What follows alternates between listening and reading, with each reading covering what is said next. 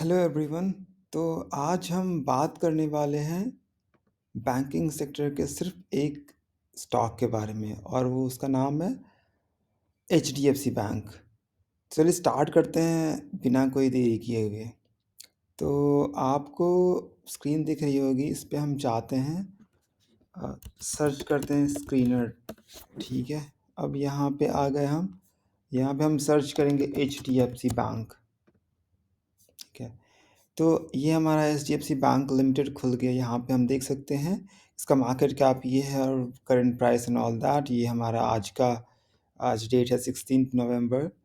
तो इसके हिसाब से ये आज का है, 1% गया था, अप गया था। तो इसका थोड़ा सा हम देख लेते हैं कि इसमें क्या क्या है। तो ये मार्केट कैप हो गया, करंट प्राइस हो गया। इस साल का हाई गया था 1700, लो गया था इतना, और ये 1500 है। तो एक्चुअली काफ़ी सारे न्यूज़ आ रही है कि यार कि एचडीएफसी बैंक भाग ही नहीं रहा, जा ही नहीं रहा है, काफ़ी टाइम से कंसोलिडेट कर रहा है। तो इसको हम देखना चाह रहे हैं कि मतलब ऐसा क्या है जो कंसोलिडेट कर रहा है, प्राइस कैसे बढ़ेगा, बढ़ेगा कि नहीं बढ़ेगा, क्या चांसेस है, हम सारा चीज़ देखेंगे। तो ओके, सो अब हम नीचे आते हैं प्राइस पे। ओके, तो हम कंपैरिजन के लिए इसको हम चार्ट का कंपैरिजन के लिए हम एक सर्च कर लेते हैं गूगल पे, एचडीएफसी शेयर प्राइस। ठीक है, तो ये हमारा आ गया। यहाँ पे अगर हम 5 डेज़ का देखेंगे तो 1%, 1 मंथ का देखेंगे तो 1.8% डाउन है, 6 मंथ्स का देखेंगे तो अप्रॉक्सीमेटली 8.65, 1 साल का देखेंगे स्टार्टिंग फ्रॉम जनवरी तो इस तरह से, फिर लास्ट 1 ईयर का 7.8, लास्ट 5 ईयर का तो 50% अप्रॉक्सीमेट, जो कि काफ़ी कम है इन कंपैरिजन टू 5 ईयर्स। और जिस हिसाब से हमारा बैंकिंग सेक्टर ग्रो कर रहा है, ऑल्दो इट्स मतलब ऐसा कुछ हार्ड एंड फास्ट रूल नहीं है कि मतलब इतना ही बढ़ेगा, बट बेस्ड ऑन हमारा बैंकिंग सेक्टर और जो जिस डायरेक्शन में हमारा कंट्री का इकोनॉमी ग्रो कर रहा है, उस हिसाब से अ, उतना रीज़नेबल नहीं दिख रहा है। अब इसका रीज़न देख सकते हैं कि क्या है। अगर हम यहाँ पे थोड़ा-सा एनालिसिस करें, ये हमारा कोविड का पीरियड चला गया जिस पे अप्रॉक्सिमेट अगर देखें तो 35% डाउन गया था। उसके बाद अगर हम उस रीजन से देख लें तो अप्रॉक्सिमेट अ, लास्ट 3 ईयर्स में 16%, 17% है। अगर हम कोविड के बाद का पीरियड का देख लें, अप्रॉक्सिमेट ये पॉइंट उठा लेते हैं, तो अप्रॉक्सिमेट देख रहे हैं यहाँ पे, सॉरी सेलेक्ट नहीं हुआ तो सेलेक्ट करते हैं। तो देख रहे हैं कि अप्रॉक्सिमेट मतलब 3%, मतलब कोई ग्रोथ ही नहीं हुआ। तो over the period of 3 years यहाँ पे स्टॉक कंसोलिडेट कर रहा है, थोड़ा सा अप डाउन हुआ बट हमें रीजनेबल कोई ग्रोथ दिखा नहीं। अब हम वापस आते हैं स्क्रीनर पे। तो ये कुछ इस तरह की कहानी है अगर हमने 5 ईयर्स का डेटा देखा तो। अगर कंपनी के नंबर्स की बात करें तो ये प्रोज एंड कॉन्स है, तो जिसको हम देखेंगे डिटेल में। और इसके कॉम्पिटिटर की बात करें, जैसे कॉम्पिटिटर का भी देख लेते हैं। तो एचडीएफसी अब रिसेंटली इसका मर्जर हुआ था, एचडीएफसी बैंक का एचडीएफसी के साथ। एचडीएफसी बैंक और एचडीएफसी का मर्जर हुआ था, तो इसका market cap approximate 12 lakh crore हो गया। और इसके नेक्स्ट में हमारा आईसीआईसी बैंक है। अगर हम इसका देखेंगे, चलिए हम ऐसे सर्च कर लेते हैं आईसीआईसी बैंक का, आईसीआईसीआई शेयर प्राइस। तो अगर हम इसका 5 ईयर्स का डेटा देखेंगे तो इसका कंपैरेटिवली काफ़ी सही है। अगर लास्ट 3 ईयर्स का भी डेटा देखेंगे, से हमने ये कोविड के बाद का उठा लिया फॉर एग्जांपल इस रे, ठीक है। तो इसमें फिर भी कंपैरेटिवली हमें बेटर लग रहा है, जबकि हमारे अगर हम एचडीएफसी की बात करें तो वैसा नहीं है। अगर हम कोटक महिंद्रा की बात करें तो अगर यहाँ पे सर्च कर लेते हैं कोटक, हम कंपैरिजन इसलिए कर रहे हैं ताकि हमें मतलब स्क्रैच से सीख सकें कि हाँ, कैसे हम कोरिलेट कर सकते हैं डिफरेंट कंपनीज़ को, मतलब companies under same realm, same सब स्ट्रीम कह सकते हैं कि सेम टाइम के बिजनेस में कैसे कोई कंपनी कर रही है काम। ठीक है, अगर हम कोटक महिंद्रा की बात करें तो सेम ही हाल है हमारा अप्रॉक्सीमेट। अगर देखेंगे 5 ईयर्स में 50% कोई ग्रोथ ही नहीं है। अगर हम लास्ट 3 ईयर्स का देख लें तो उसमें भी सिमिलर सिमिलर केस है कोटक के पास भी। तो ओके, तो हम देखते हैं एचडीएफसी पे आते हैं वापस से। अगर हम क्वार्टरली रिजल्ट्स की बात करें तो अब यहाँ पे देख रहे हैं कि हम सितंबर को लास्ट 3 इयर्स का है ये। तो अगर हम फाइनेंशियल प्रॉफिट हो गया, अगर हम प्रॉफिट नेट प्रॉफिट की बात करें बाकी चीज़ कंपोनेंट्स को हटा दें अगर, तो हमारा नेट प्रॉफिट क्या है, 7711 हो गया 2020 में। उसके बाद बढ़ रहा है 8000, फिर 8000, फिर से थोड़ा सा डाउन हुआ, फिर 9 हो गया, फिर 10 हुआ, फिर 10 हुआ, फिर थोड़ा सा डाउन हुआ, फिर 11 हुआ। तो हम देख सकते हैं कि 7 से 17,000 हो गया अप्रॉक्स। मतलब हम देख सकते हैं more than I guess 2.2, I mean 2.2 times हो गया इसका अप्रॉक्सीमेट, मोर देन डबल हो गया। तो अगर हम लास्ट 3 इयर्स में देखें तो प्रॉफिट इसका नेट डबल हुआ है। उस हिसाब से अगर हम स्टॉक्स की बात करें तो उस हिसाब से हमारा 3 इयर्स में डबल हुआ नहीं, ये हमारा एक ही फेज़ में कंसोलिडेट कर रहा है। ठीक है, तो और हम क्या चेक कर सकते हैं, ये हमारा नेट प्रॉफिट। तो एक्चुअली होता है कि जो स्टॉक्स रन होता है एक साइकिल में रन रन होता है। तो मतलब ऐसा कहते हैं कि अगर फाइनेंस है तो सारा फाइनेंस एक साथ ग्रो होगा, बट ऐसा कोई हार्ड एंड फास्ट रूल नहीं है कि ऐसा होगा ही। बट हाई प्रोबेबिलिटी होता है, हाई मतलब जो जो हम अभी तक देखते आए हैं over the period of years, तो इस तरह से साइकिल फॉलो होता है। लेकिन हम यहाँ पे देख रहे हैं कि एच डी एफ सी में एग्जैक्टली वैसा ग्रोथ आ नहीं रहा है जितना कि हमारा आना चाहिए। जैसे हम बाकी के फाइनेंस सेक्टर की बात करें तो कंसिडरेबली अमाउंट में ग्रोथ हुआ है, अदर दैन कोटक एंड क्या बोलते हैं यार ये आईसीआईसीआई बैंक। ठीक है, तो बट यहाँ पे ग्रोथ आया नहीं है। अगर हम अब ये हमारा क्वार्टरली रिजल्ट आ गया। अगर हम पीडीएफ की बात करें तो हम उठा लेते हैं जून सितंबर क्वार्टर का। ओके, ठीक है, तो अगर हम सितंबर क्वार्टर का पीडीएफ ओपन करेंगे, ये हमें ले गया बीएससी के साइट पे, यहाँ डाउनलोड हो गया। अब हम इस नंबर पे देखते हैं यहाँ पे।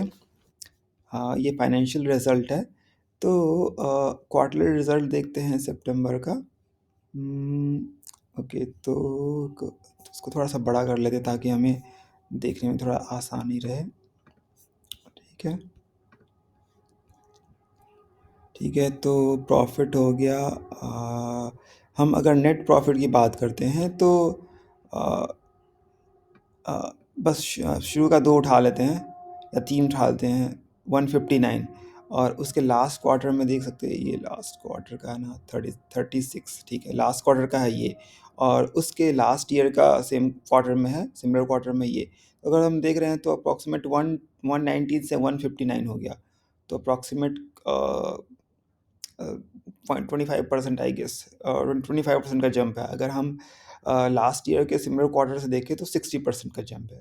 तो ये हमारा नेट प्रॉफिट हो गया। अगर हम प्रोविजनिंग की बात करें, ओके, सो थोड़ा सा बेसिक हम देख समझ लेते हैं कि अगर किसी को नहीं पता होगा, just in case I am assuming, क्योंकि मैंने स्क्रैच से स्टार्ट किया था फ्यू ईयर्स बैक, तो मैंने धीरे धीरे ही सीखा है। तो बैंकिंग का नंबर देखने के लिए, बैंकिंग सेक्टर का नंबर देखने के लिए हमें प्राइमरली तीन चीज़ देखना होता है। एक तो हमारा होता है प्रॉफिट, दूसरा होता है प्रोविजनिंग, तीसरा होता है NPA, I mean non performing assets. तो प्रोविजनिंग क्या होता है कि फॉर एग्जांपल बैंक ने किसी को लोन दिया, और बैंक जो सामने वाला जिसने लोन लिया, अब बैंक समझ गई है कि यार वो पैसा लौटाने वाला नहीं है, तो उसको क्या करती है, बैंक प्रोविजनिंग में डाल देती है। उसको फॉर द टाइम बिंग वो लॉस ही कंसिडर करके चलती है, ताकि हम अपने बैलेंस शीट को उस हिसाब से मेंटेन कर सके। तो अगर हम देखें प्रोविजन में, तो प्रोविजन में देखेंगे तो ये लास्ट क्वार्टर में देखेंगे 28 हो गया, और वो हो गया 29। तो एक्चुअली देखेंगे तो लेस देन 1% का भी है, इंक्रीमेंट है, लेस देन 1%। एक मिनट देख लेते हैं ये क्या हो गया, कैलकुलेटर खोल लेते हैं, एक बार देख लेते हैं, just wanted to be more precise. तो ये हमारा है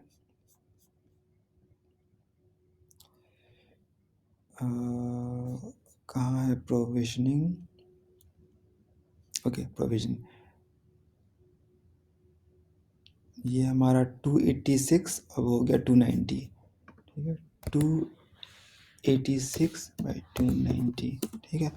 ओके, सो मतलब हो गया जो हम प्रीवियस ईयर से 0.02 सेंट्स इंक्रीज़ हुआ प्रोविज़निंग, तो ऑलमोस्ट फ्लैट ही हम इसको बोलेंगे, ठीक है। अगर हम प्रीवियस ईयर में बोलेंगे सिमिलर क्वार्टर में, तो यहाँ पे देखेंगे 32 से 29, तो ये एक्चुअली इसका मतलब क्या, प्रोविज़निंग और कम हो रहा है, जो कि अच्छा साइन है बैंक के लिए। तो अगर हम लास्ट क्वार्टर की बात करें, तो हमारा हमारा रिज़ल्ट में अच्छा ही देखने को मिल रहा है।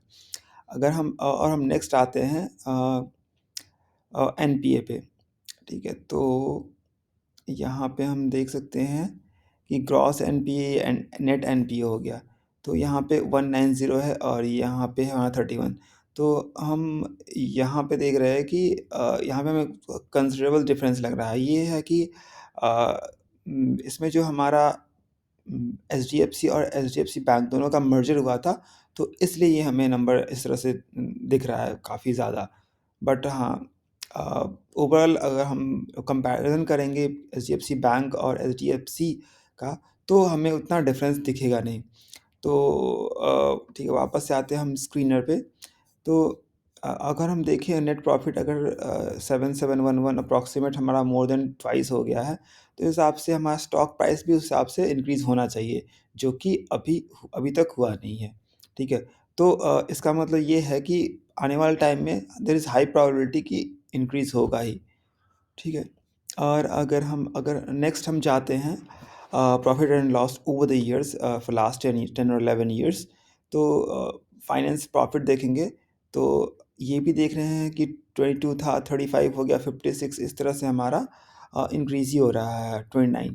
तो ये भी देखेंगे 2012 से 2022 तक, 2023 तक, तो अप्रॉक्सिमेट 15 टाइम्स हो गया है, ठीक है। अगर हम स्टॉक प्राइस पे जाते हैं, इसको क्लोज़ करते हैं। हुँ, ठीक है। स्टॉक प्राइस पे आते हैं, अगर हम 2008 से ही कंपैरिज़न कर लें,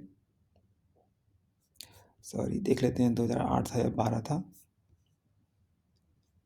ओके, 2012 से था, ठीक है। ओके, सो हम नेट प्रॉफ़िट कंपैरिज़न कर लेते हैं, क्योंकि इसमें हम फाइनेंस कॉस्ट वगैरह सब टैक्स इंक्लूडेड होगा। तो नेट से 5200, ठीक है, और यहाँ पे है, तो अप्रॉक्सिमेट 9 टाइम्स हमारा इंक्रीमेंट हुआ है। तो 2012 टू 2023,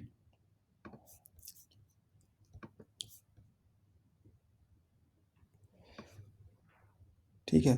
तो अगर हम देखें 2012 से 23, तो ये स्टॉक हमारा 4 टाइम्स ही क्या 415 है। तो इस हिसाब से भी देखेंगे, तो ओवर द पीरियड भी उस हिसाब से ग्रोथ आया नहीं, जिस हिसाब से हमारा नेट प्रॉफिट हुआ है, ठीक है। तो देयर इज़ हाई पॉसिबिलिटी कि हमारा इसमें बुल रन जल्दी ही देखने को मिलेगा। Bull run means I mean increase in stock price, I would से, ठीक है। ओके, तो यहाँ पे देख सकते हैं इस तरह से है, ठीक है। अगर हम यहाँ पे देखें रिज़र्व्स की, तो हमें काफ़ी सही देखने को मिल रहा है, 29,000 इस तरह से हमें इंक्रीज़ हो रहा है, मतलब बैंकिंग सेक्टर है हमारा, इकॉनमी ग्रो कर रहा है, तो ओवर द पीरियड ये इंक्रीज़ ही होना चाहिए। तो ये हमारा कंटेम्पलेशन है फॉर एचडीएफसी। अगर हम बोरोइंग्स की देख रहे हैं, तो बोरोइंग्स हमारा इंक्रीज़ हो रहा है, कि कितने लोग लोन ले रहे हैं। अब इंडिया का पीपल एक्सपेंसेस इंक्रीज़ हो रहा है, इनकम लोगों का बढ़ रहा है, उस हिसाब से एक्सपेंसेस भी कर रहे हैं। महँगी-महँगी चीज़ें खरीद रहे हैं, लोग फाइनेंस यूज़ कर रहे हैं। तो इन सब चीज़ों में बैंकिंग सेक्टर का काफ़ी इम्पोर्टेंट कंट्रीब्यूशन रहता है, और HDFC one of the trustworthy brand है। तो ये आने वाले टाइम के लिए अच्छा ही रहेगा, और इसका उम, एक और चीज़ हम देख लेते हैं इन्वेस्टर में। ओके, सो ये हम देख लेते हैं एक बार, कॉन कॉल्स में हम पीपीटी देख लेते हैं शॉर्टकट में। ओके, सो ये जो अभी लास्ट क्वार्टर का ही है, रीसेंट क्वार्टर का है, या गेस Q2 का है। तो इसमें हम क्रेडिट देख रहे हैं, ये अंडर सर्व्ड है, अंडर पेनिट्रेटेड है, इसमें हाई पॉसिबिलिटी है कि इंक्रीज मार्केट में पेनिट्रेट कर सकता है। उसका डेमोग्राफिक एडवांटेज, सो ये एज पर रिपोर्ट की 50% पॉपुलेशन है under 35 years of age bracket है। और एच डी एफ सी को बिजनेस एक्सपैंड करने के लिए कोई ब्रांड कोई आई मीन पीपल को पता है कि एच डी एफ सी क्या है, तो बहुत ज़्यादा एफर्ट नहीं लगाना पड़ेगा, अनलाइक न्यू ब्रांड्स। तो ये इसका एच डी एफ सी का एक एज है। और जीडीपी इंक्रीज़ ये बता रहा है कि 1.7 टाइम्स है, तो इसका मतलब ये पीपीपी मतलब purchasing power parity. I mean लोग कितना परचेज़ करने के पावर कितना इंक्रीज़ हुआ है, तो ये कह रहा है कि ओवर द 10 इयर्स 1.7 टाइम्स हो गया। लेकिन मैं बोलूँगा कि यार लास्ट कुछ साल में 3-4 साल में आई वुड से लोगों का इनकम ड्रास्टिकली इंक्रीज़ हुआ है in in comparison to previous years, ठीक है? और क्या है यहाँ पे, ऑर्गेनाइजेशन स्ट्रक्चर रिन्यूड हो गया, ठीक है, ठीक है। और ऑनबोर्डिंग ठीक है, यहाँ पे प्रायोरिटीज़ ड्राइव है, ओके। Customers 91 million, okay. ठीक है, टेक पे काम कर रही है। और क्या है, ये क्या है, कस्टमर 91 मिलियन है, न्यू, ओके। सो ये है, यहाँ पे हम देख सकते हैं कि इसको थोड़ा सा हम जूम कर लेते हैं, तो ये दिखा रहा है कि incoming unique customer 3 million, 30 lakh लोग नए कस्टमर्स आए हुए हैं यहाँ पे। और यहाँ पे अलग अलग ब्रैकेट्स का एच डी एफ सी, फिर mutual fund, H D F C life, H D F C ergo, इन सब का बिजनेस का बताया इन्होंने। तो ग्रोथ हमें काफ़ी अच्छा दिख रहा है। और मर्जर क्रिएटिंग न्यू रन पर अनसिक्योर्ड लैंडिंग, ओके। सो ये जो मर्जर हुआ है इसका ग्रोथ एंटिसिपेट हो रहा है कि हमारे लिए अच्छा होगा। और क्या है, okay. So I think that is pretty much. And अगर हम वापस से स्क्रीनर पे आते हैं तो ओके। सो कुल मिला के बात ये है कि आने वाले टाइम में I guess one next 1 to 2 years I would say, but ऐसा कुछ नहीं, हार्ड एंड फास्ट नहीं है कि हाँ हो ही जाएगा, but high priority as per my experience and as per my anticipation कि ये आने वाले टाइम में जल्दी ही ग्रो करने वाला है।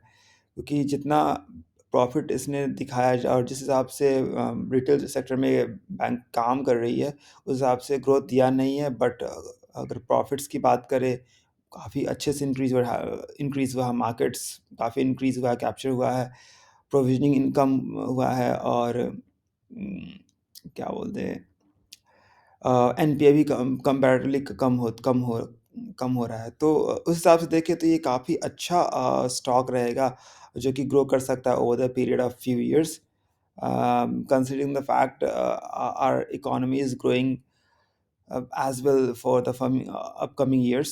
So yeah, so I think that is pretty much ये हमारा आज के लिए इतना ही। Thank you so much.